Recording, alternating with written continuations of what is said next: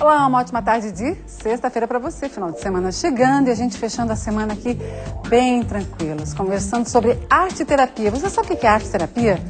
Utilizar a música, a dança, a expressão corporal para deixar a nossa vida ainda mais alegre, mais feliz, mais completa? É sobre esse assunto que a gente vai conversar a partir de agora. Quem vai nos auxiliar, primeiramente aqui, é a Fábia Lombardi. A Fábia é arte terapeuta, faz todo um trabalho aqui em Florianópolis e também em São Paulo. Tem toda uma experiência pessoal também para passar para você em casa e para nós todos aqui no estúdio. Conosco também a Ana Luísa Batista, ela que é coordenadora da Corporate. É isso, Ana?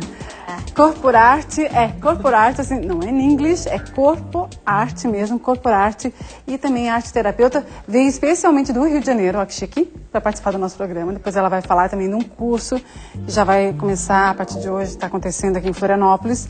E também a Ana Paula Pires, que é arte terapeuta, tem toda uma experiência também pessoal e olha, para contar para você em termos de experiência e pode auxiliar a cada um de vocês. Vamos juntos? Nós Falando já está no ar.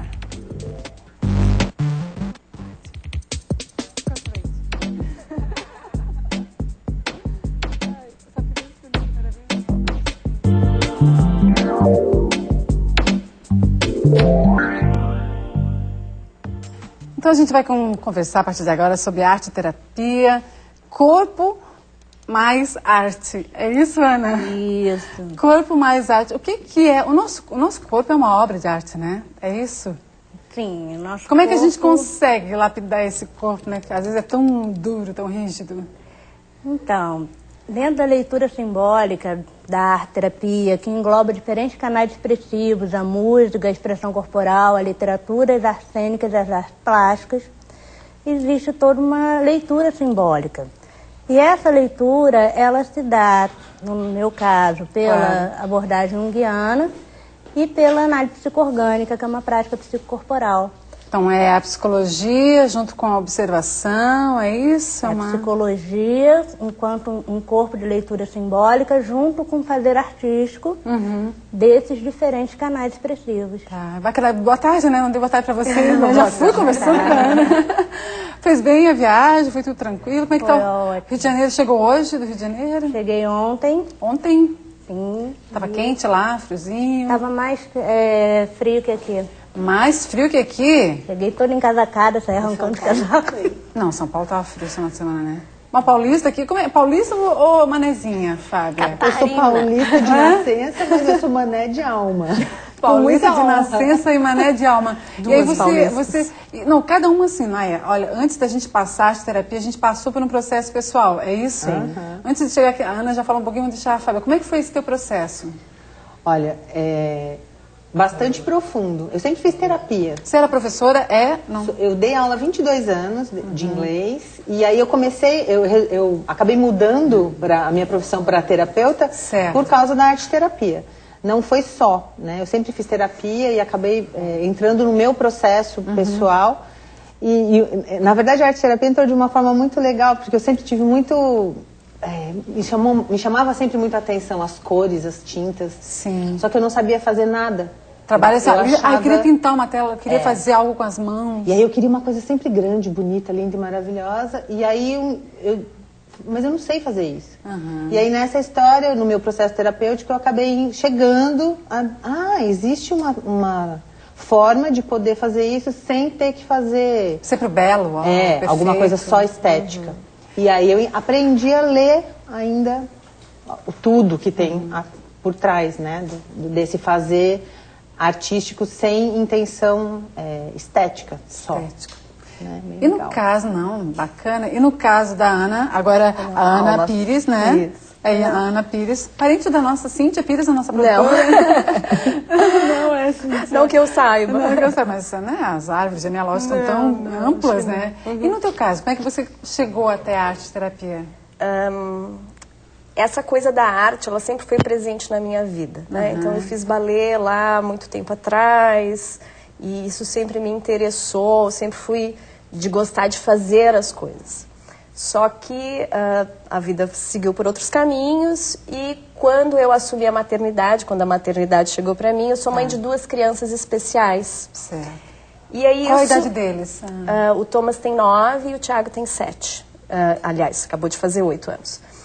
E aí, viver dentro desse universo fez com que eu percebesse que, além da estimulação que eles têm que fazer, que faz parte da rotina, como você falou, desse a universo, questão cognitiva, né, de aprendizagem, de desenvolver o cognitivo, sempre existe muita tendência a ficar, focalizar naquilo que não está. Então, se meu filho não anda, ele precisa andar. Se meu filho não fala, ele precisa falar. Só que existe um ser que sente. E pouca atenção é dada a esse sentir. E eles são muito hábeis, eles são tão capazes do ponto de vista do sentimento quanto eu. Então, eles precisavam desse olhar.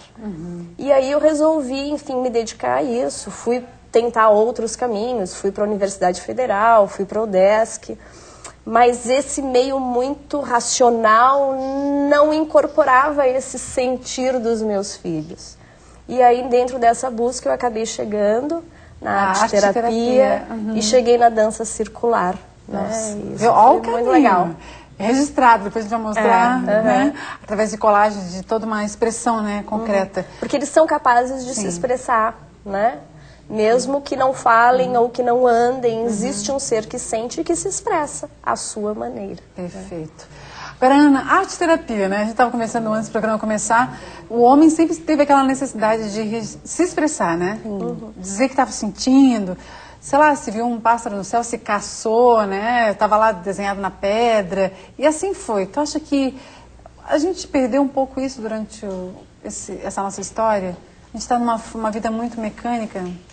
Sim, a gente perde um pouco a capacidade de expressão na medida em que a gente não se considera e não se conecta e nem a educação prioriza os diferentes canais de expressivos. Quer aprender tudo, na matemática, geografia, história e tal, né? Claro, a grade curricular, mas esquece disso. Esquece o corpo, esquece a arte, fica num campo muito racional, esquecendo do sentimento, esquecendo da intuição e principalmente das sensações, né? A criança, ela é basicamente sensorial. Eu já citei uma historinha, mas que eu ouvi, vale registrar que teve um tempo atrás, uma menina que tinha dificuldades na escola, muita dificuldade, aí a mãe levava em vários médicos, falava que ela não conseguia aprender a matemática, o português, essas coisas todas, mas ela gostava muito de outras coisas, mas a mãe não identificava. Aí um dia ela levou num determinado médico, o médico começou a observar a menina, saiu do consultório e ligou o rádio. E falou assim, eu vou conversar com você, mas só com a mãe, né? E saiu e deixou... A menina começou a dançar. Aí o médico falou assim, não, a sua filha não tem problemas, ela é bailarina. E hoje ela é uma das companhias dos Estados Unidos, já tem, não sei o nome dela agora, mas ela não é que ela tinha problemas, ela era bailarina. Sim. No sentido assim, as questões exatas, tal, talvez não fosse aquilo que ela se expressasse. Sim, né? E talvez Enfim, a forma de transmissão, né, não fosse uma forma adequada. Muitas crianças que chegam em terapia, às vezes elas são tão saudáveis que elas não conseguem se adequar a uma determinada escola. E aí a gente vai para uma escola mais alternativa e a criança, de repente, começa a fluir.